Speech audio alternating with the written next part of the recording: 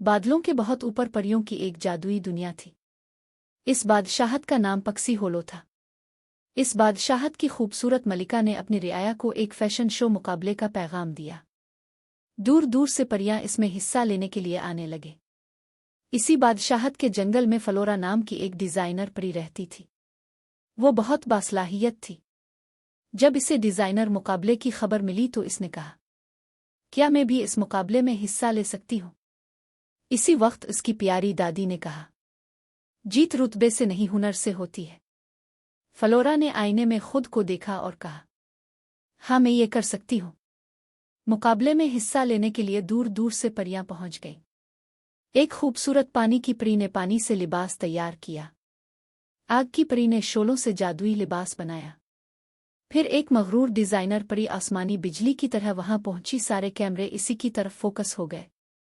Designer परियों की चमक दमक देखकर फलोरा उदास होकर वापस जंगल लूट आई। इसी वक्त एक जादुई दरख्त ने फलोरा की उदासी को महसूस किया और इसे एक जादुई धागा दिया। जैसे ही इसने धागा पकड़ा वो चमकने लगा। फलोरा घर आकर इस धागे से कपड़े सीने लगी। इसके दोस्तों ने भी मदद की। फलोरा दिन रात मेहनत करती रही और आखिरकार लिबास तैयार हो गया। जब इसने लिबास पहनकर आईने में देखा तो हुआ कि हल्के झोंके से लिबास चमकने लगा। वो खुद को रनवे पर चलते हुए तसव्वुर करने लगी। आखिरकार मुकाबले का दिन आ गया।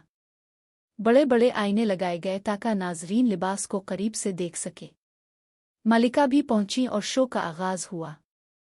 नर्म मौसीकी बजने लगी।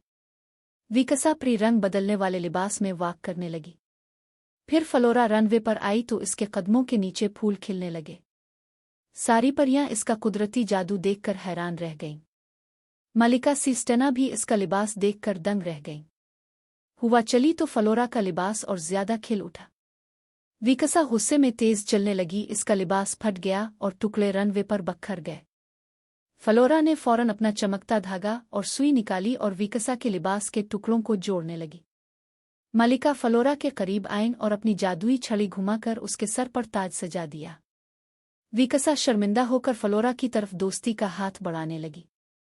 तमाम परियां एक साथ नारा लगाने लगे, फलोरा अज दी विनर। फलोरा ने महल के करीब अपना नया फैशन स्टूडियो खोल लिया। दूर दूर से परियां उसके पास अपने कपड़े बनवाने आती। इसने अपनी दादी का शुक्रिया अदा किया जिन्होंने इसे हिम्मत दी। आज वो मलिका की जाती डिजाइनर है और इसी तरह एक आम परी से पक्षी होलो की सबसे खास परी बन गई।